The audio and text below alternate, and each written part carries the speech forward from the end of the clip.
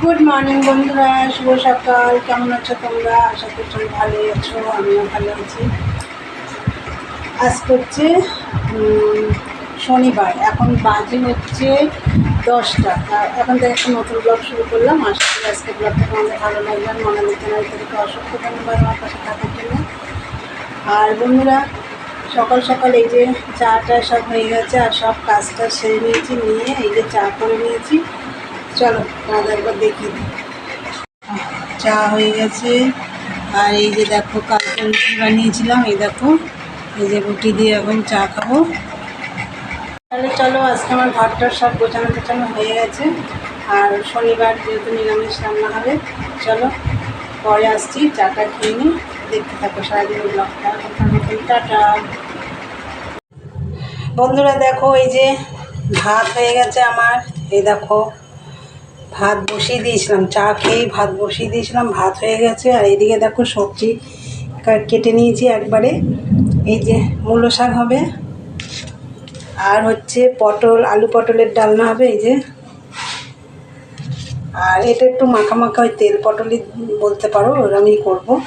আর হচ্ছে উচ্ছে দিয়ে কুমড়ো দিয়ে ভাজা করবো। আর এটা হচ্ছে আলু পটলের মশলা, আদা টমেটো কাঁচা লঙ্কা।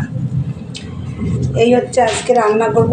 তা চলো রান্নাটা শুরু করি বন্ধুরা। এই যে উচ্ছে কুমড়ো ভাজা হয়ে গেছে, একদম লাল লাল করে ভেজেছি।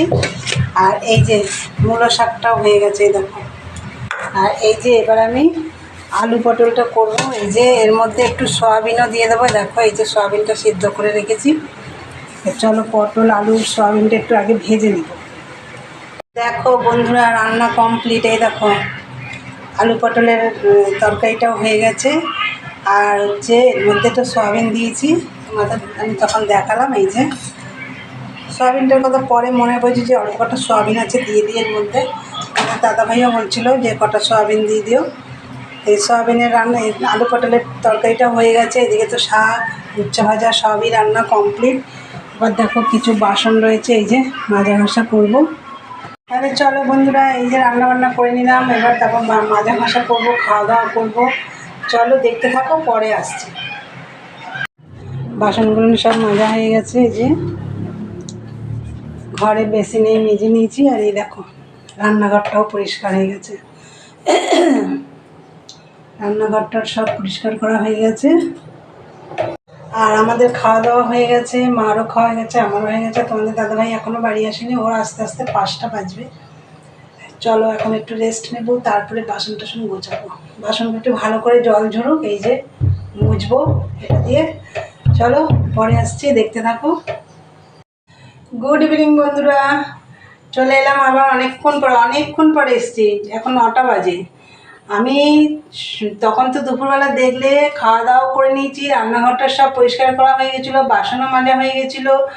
আর তারপরে তো একটু রেস্ট নিয়েছি। তারপর তোমাদের দাদাভাই এলো, ও এসে চান খাওয়া দাওয়া করলো, তারপরে বাসন টাসন মেজে নিলাম, নিয়ে মিস্ত্রি চলে গেল। মিস্ত্রি গেছে 5টার সময়।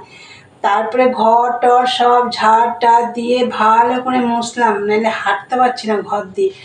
মুছে টুচে চান করে 6:45টার সময় উঠলাম, ঘরে উঠে গেলাম ওপরে, ঠাকুরের সিংহাসন টিংহাসন সব পরিষ্কার করে রেখে আসলাম।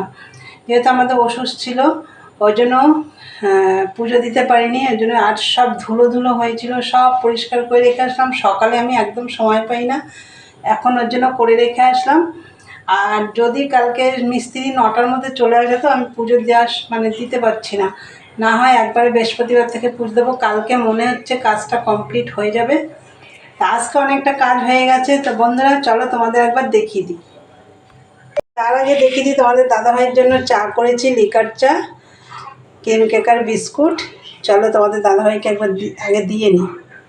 এই যে দেখো বন্ধুরা, ফ্লোরের তো সব কমপ্লিট হয়ে গেছে, ফ্লোর টাইলসটা। এই যে এই দেয়ালটা পুরো কমপ্লিট হয়ে গেছে। আর ওই দিকের নিচের কিছুটা হয়েছে, এই দিকের কিছুটা হয়েছে। আর এই দেখো এখনও বাকি আছে। পুরোটা না হলে তোমাদেরকে আমি ভালো করে দেখাতে পাচ্ছি না। আর এর উপর দিয়ে আবার সব বর্ডার বসবে। ওরা বলছে কালকে কমপ্লিট করবে, তারপরে আবার উপরে পুট্টির কাজ হবে সব। চলে এলাম এই ঘরে। আর তোমরা তো দেখলে বাথরুমের কাজটা অনেকটা এগিয়েছে। তাই বন্ধুরা, এবার আমি ভিডিওটা শেষ করব। আমার আর শরীরটা চলছে না, চুল টুল সব এলোমেলো একদম। চলো ভিডিওটা আজকে এখানেই শেষ করলাম। যদি ভালো লাগে অবশ্যই লাইক কমেন্ট শেয়ার করো, আর চ্যানেলটা সাবস্ক্রাইব করে দিও, আর বেলটা অন করে দিও। আমার নতুন নতুন ভিডিও পৌঁছে যাবে তোমাদের কাছে। চলো নেক্সট একটা নতুন ব্লগে আবার দেখা হচ্ছে। আবার নতুন টাটা, গুড নাইট, সবাই ভালো থেকো।